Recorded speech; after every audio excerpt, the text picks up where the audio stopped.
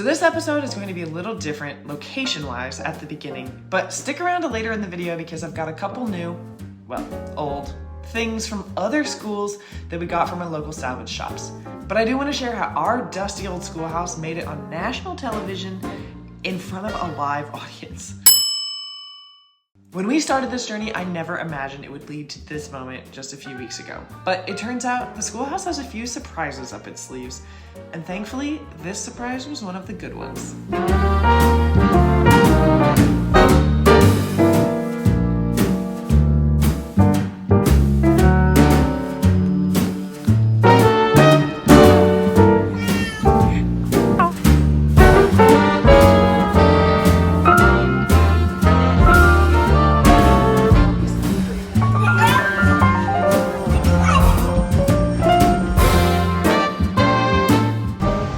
So we're here in New York and we're getting ready to go into the ABC studios to go on the Tamron Hall show for an episode about weird houses.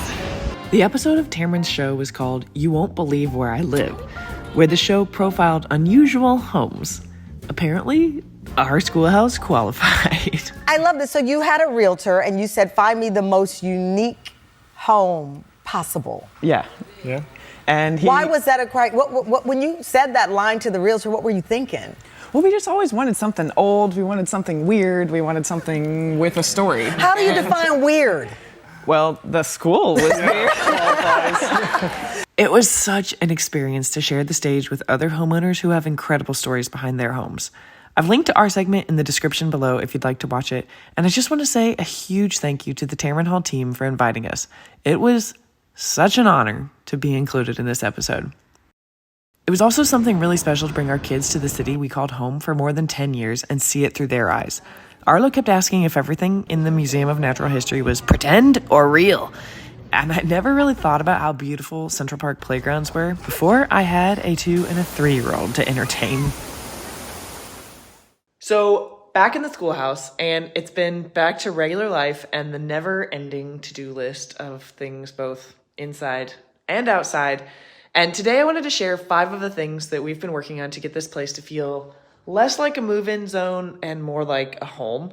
And to show you the first thing on my list, I need to pop over to my favorite hidden gem of a shop here in town.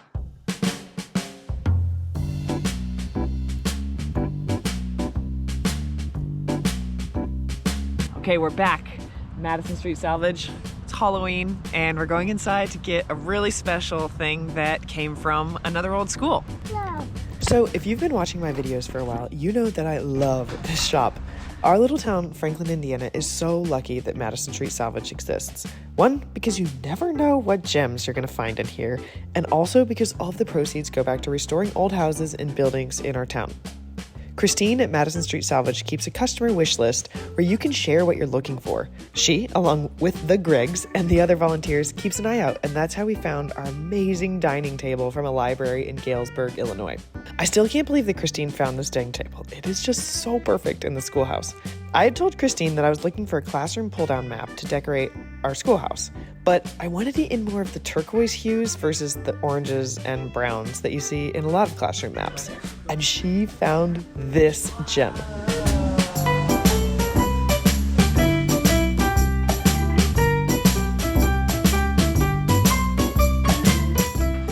I've said it before, if you're looking for a lovely afternoon in the most charming small town in Indiana, Franklin is such a special spot, and Madison Street is a huge part of that. I've created a little afternoon guide for Franklin that I'll put in the description in case you want to make the trek to our little town. But now, let's go hang this map in the schoolhouse.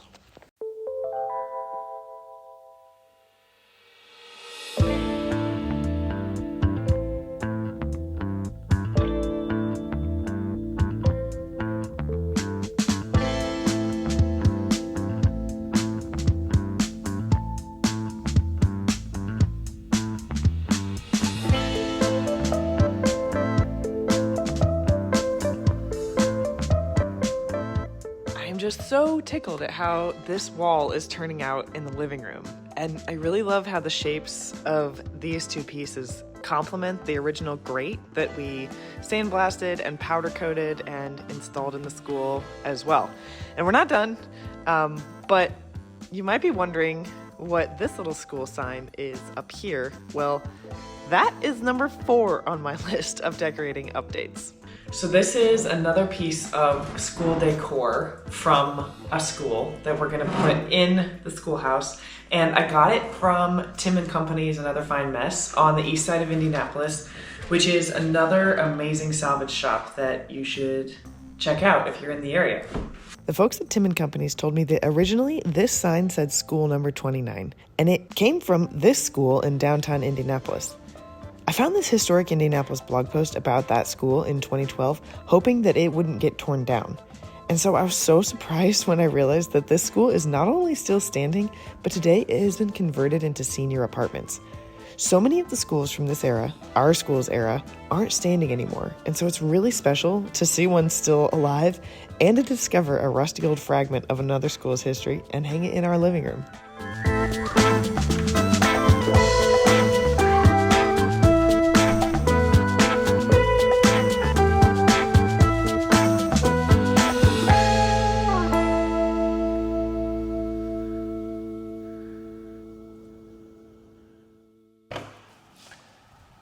Okay, now onto another decor update. So this one has been really annoying because it looks so small and doesn't look like any work, but oh my gosh, the amount of detail and math that has gone into this next update.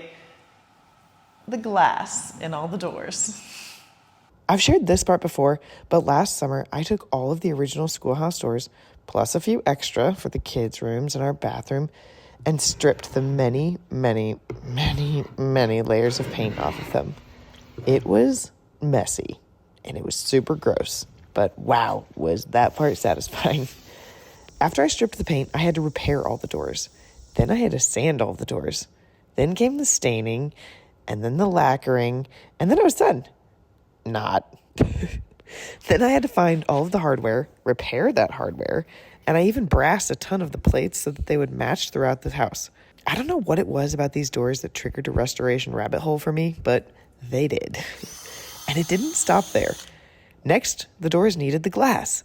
A ton of the original glass was broken, so we had to get new, vintage-inspired glass as a replacement.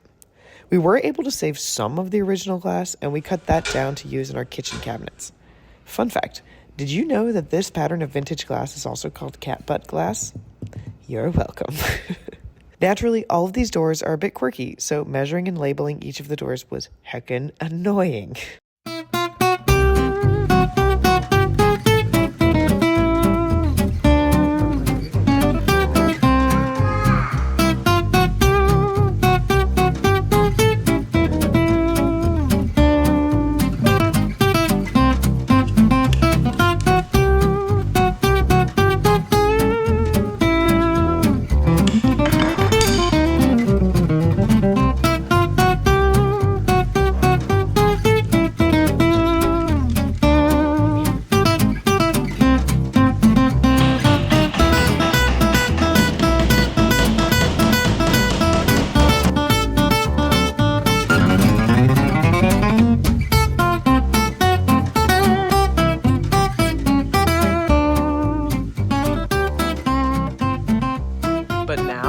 All the doors, they are done.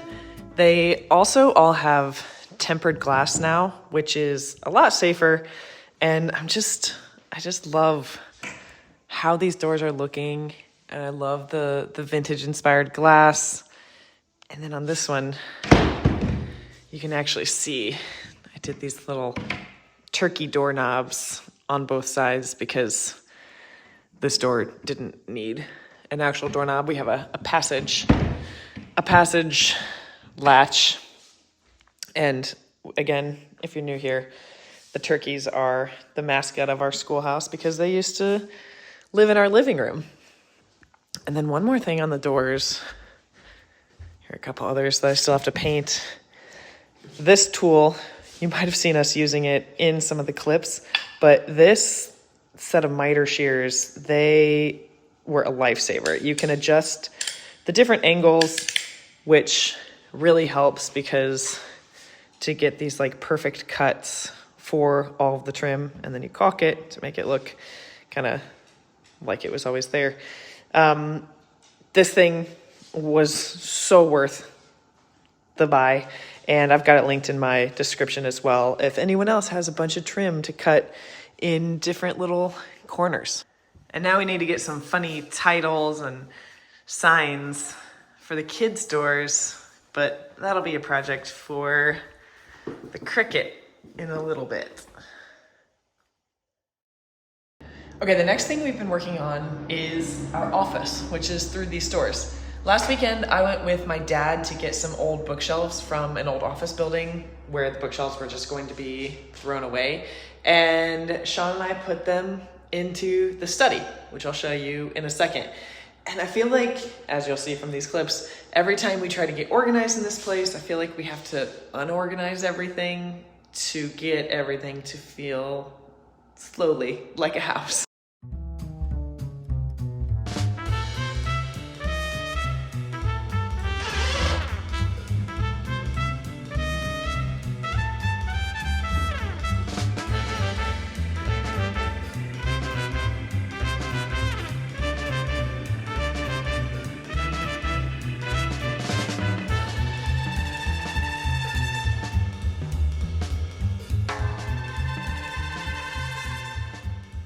All right, so let me take you in the office.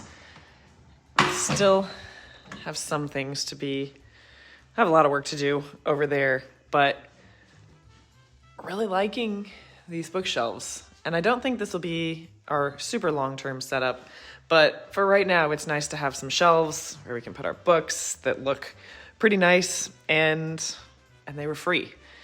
The previous organization we did, I was irritated with Sean for having so many books, so I organized all of his by color, and he got very annoyed.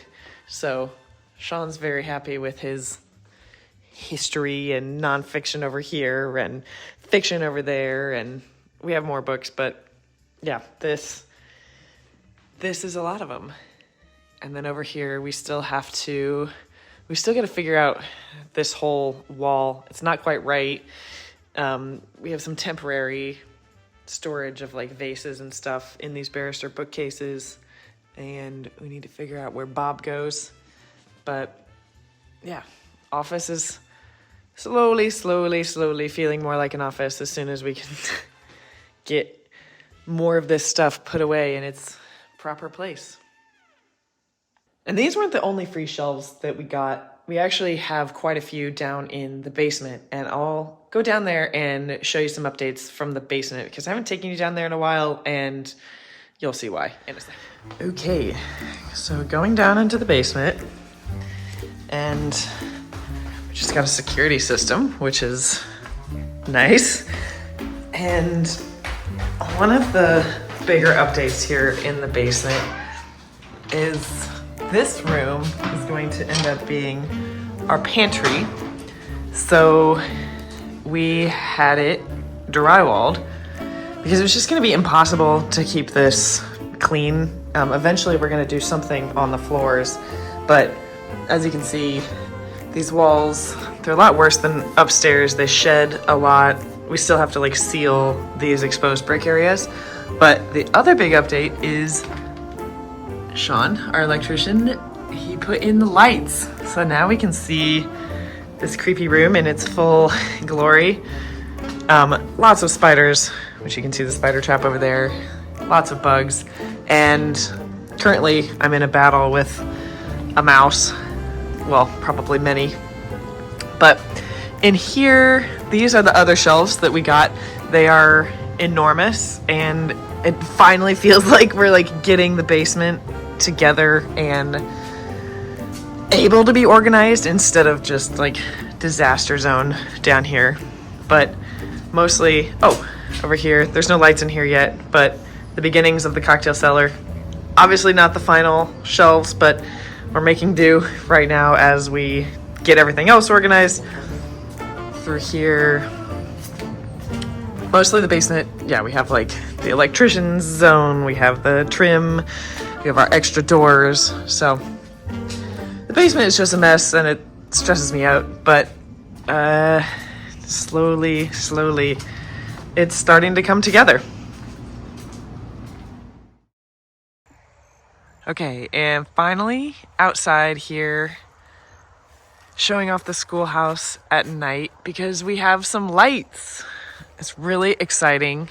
Our electrician, Sean Breeden, installed all of these lights on the outside. It's really exciting to see the schoolhouse lit up at night.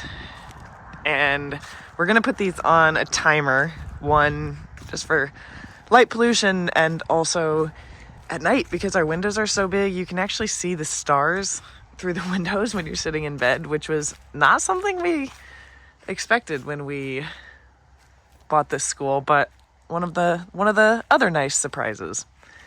I'll go around the side here. Just love seeing the kitchen lights through the windows, and yeah, it'll be exciting to get some little Christmas lights in here and get the garage lit up over here and get it looking even more cozy.